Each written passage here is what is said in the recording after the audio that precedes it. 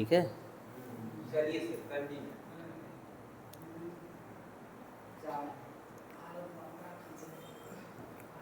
Integration 0 से pi by 2x dx by sine x plus cos x dx का मान ज्ञात करो। ध्यान दो, इस प्रश्न में भी हम लोग ध्यान देंगे बाबू और करें। पहला काम यहाँ भी देखो, क्वेश्चन में आप देखेंगे तो ऊपर अंश में हमारे पास फिर x आया हुआ है, दिख रहा है ना। तो जब भी x आ जाता है तो पहला काम करेंगे कि हम लोग x को हटाएंगे। क्या करना है? पहला काम करो कि x को हटाओ, और x कैसे हटेगा? प्रगुण संख्या 4 लगाइए। तो पहला काम करें कि इसको आप मानिए कि i है 0 से ले कर के पाई बाई 2, ध्यान देते रहना। x dx बाई हो गया साइन एक्स प्लस हो गया कॉस एक्स, इसको इक्वेशन हम मान लेंगे फर्स्ट, मान लिया गया। चौथा प्रगुण लगाइए, तो 0 से लेकर के कहाँ तक गया? Pi by 2। x जहाँ है वहाँ हो जाएगा पाई बाई 2 माइनस एक्स, तो ये हो जाएगा pi by 2 minus X. Sine की जगह पर कितना हो गया? साइन हो गया pi by 2 minus X. Cos की जगह पर कितना हो गया?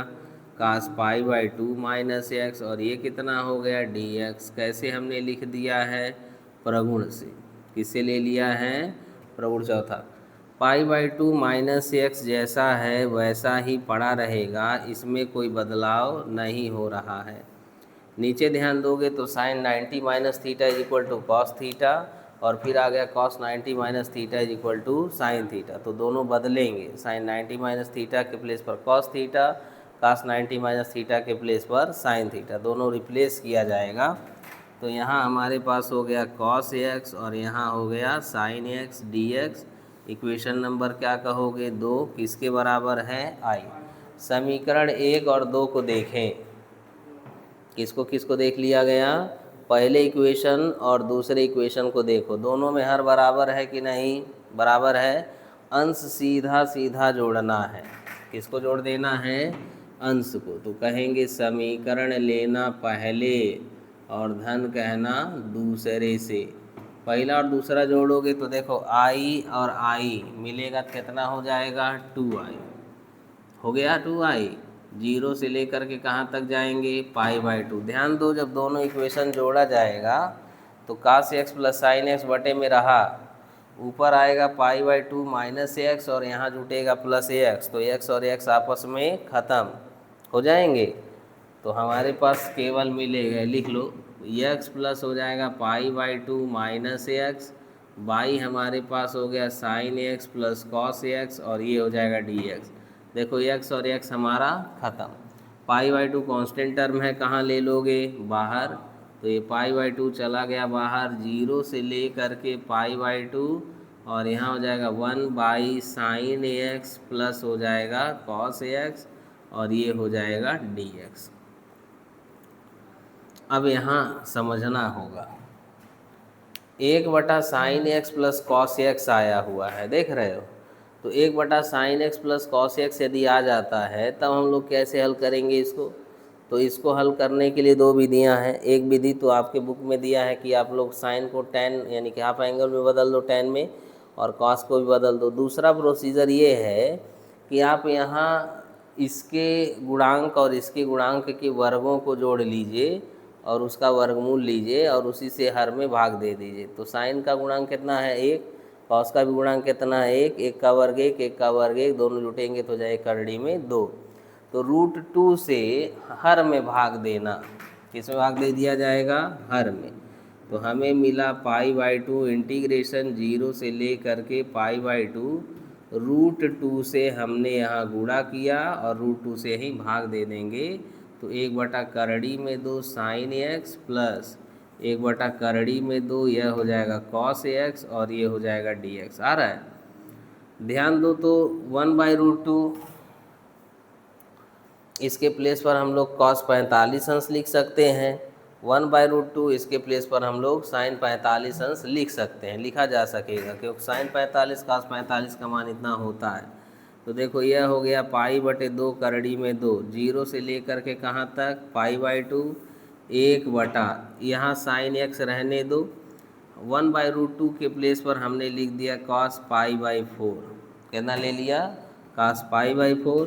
ऐसे यहाँ बढ़ोगे तो cos x को रहने दो, 1/√2 के प्लेस पर हमने ले लिया sin π/4 ले लिया, और ये कितना हो जाएगा dx। ध्यान से नीचे देखोगे तो फार्मूला नज़र में आ रहा है sin a into cos B plus cos A into sine B, formula हो गया sin a प्लस बी का, तो sin x प्लस π/4 आएगा हमारे पास। तो ये हो गया π/2√2 इंटीग्रेशन 0 से लेकर के π/2 1/ यह हो जाएगा साइन, और ये हो जाएगा हमारे पास x प्लस π/4, और ये हो गया dx। आया बना। 1/sin को क्या लिख सकते हो कासेक, तो ये हो जाएगा हमारे पास 2i इज इक्वल टू हो गया π/2√2। ध्यान देते रहना, 0 से ले करके π/2, 1/sin मतलब कितना हो गया कासेक, तो ये हो जाएगा कॉसेक, और ये हो जाएगा x प्लस π/4, और ये हो जाएगा dx।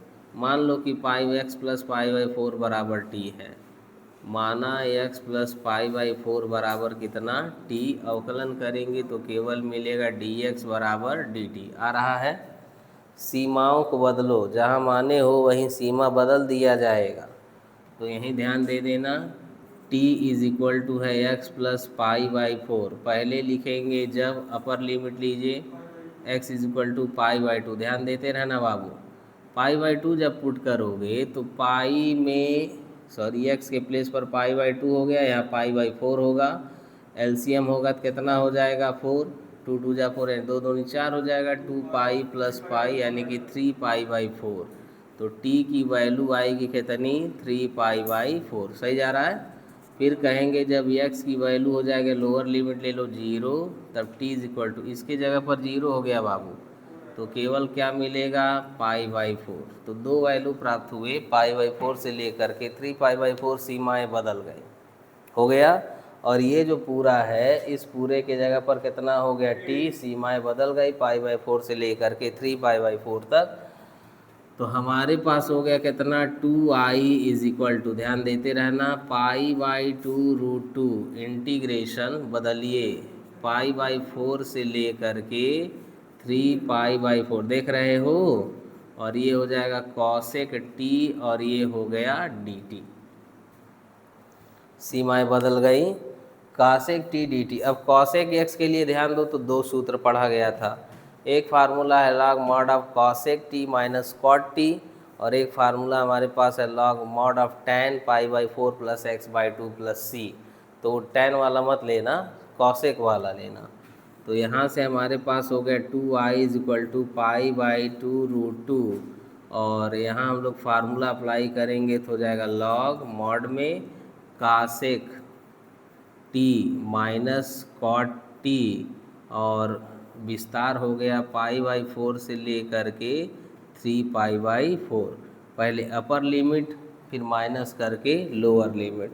यहाँ हमारे पास हो गया 2i, रहने दो, π/2√2 रहा, ध्यान दे रहे हो, अपर लिमिट रखो, तो ये हो जाएगा लॉग कासेक 3π/4 माइनस कॉट 3π/4 आ रहा है, और फिर हो जाएगा माइनस, यहाँ जब लोअर लिमिट करेंगे तो ये हो जाएगा लॉग, और ये हो जाएगा हमारे पास कॉसेक π/4, और माइनस हो गया कॉट π/4, दोनों जगहों पर लोअर लिमिट आया।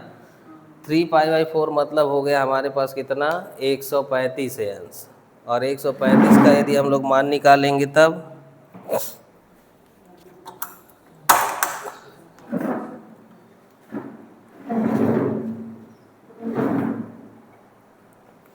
वैल्यू यहाँ ध्यान दो, कासेक 3π/4 जब कहेंगे तो कासेक 3π/4 का मतलब 135 अंश हो गया। अब 135 अंश का जब मान लोगे तो हो जाएगा हमारे पास 90 प्लस 45 कहो, चाहे 180 अंश माइनस 45 कह दो। तो जब हम 100 माइनस 45 कहेंगे तो दूसरे चतुर्थांश में पॉजिटिव आएगा, यानी कि 1/, केवल करड़ी में 2 आएगा। और काट 135 का मान कहेंगे तो ये हो जाएगा हमारे पास -1 आएगा। तो ये हो गया 2i इज इक्वल टू π/2√2 बना। लॉग देखते रहना, कासेक 135 अंश का मतलब हो गया करड़ी में 2। काट 135 कहेंगे तो 180 अंश माइनस 45, तो माइनस कॉट 45, तो माइनस माइनस हो जाएगा प्लस, और कॉट 45 का मान 1। यहाँ बढ़ोगे तो यहाँ भी हमारे पास मिलेगा, तो लॉग हो जाएगा, ये बचेगा करड़ी में 2 और ये आएगा केवल -1। देखा सूत्र हो गया log m minus log n, तो log m minus log n मतलब log m बटा n। तो ये हमें देगा 2i इज इक्वल टू π/2√2, और ये हो जाएगा log, ये हो गया √2 + 1/√2 - 1 आया। कंजुगेट से यहीं मल्टीप्लाई कर दीजिए। किससे मल्टीप्लाई कर दिया जाए? इसके कंजुगेट से मल्टीप्लाई कर दो, तो π/, हो गया 2√2, ये हो जाएगा log, देखो दोनों सेम है, मल्टीप्लाई होगा तो होल स्क्वायर हो जाएगा, नीचे मिलेगा a² + b² का, a² - b² का, तो ये हो गया हमारे पास √2 + 1 का होल स्क्वायर, बाई हो गया √2 का स्क्वायर माइनस 1 का स्क्वायर।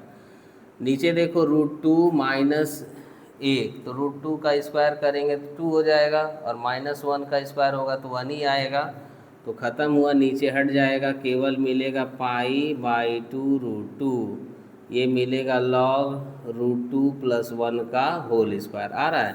एक सूत्र हो गया log m पर power n, n log m, power कहाँ चला आएगा आगे, तो 2√2 इंटू हो गया 2 log, ये हो गया √2 + 1, 2 से 2 हमारा कैंसिल, किसके इक्वल में है 2i, i is equal to कहोगे तो बाई में चल जाएगा, मिलेगा π/2√2, ये हो जाएगा log √2 + 1, और यही हमारी वैल्यू लग जाएगी, लगा लीजिए।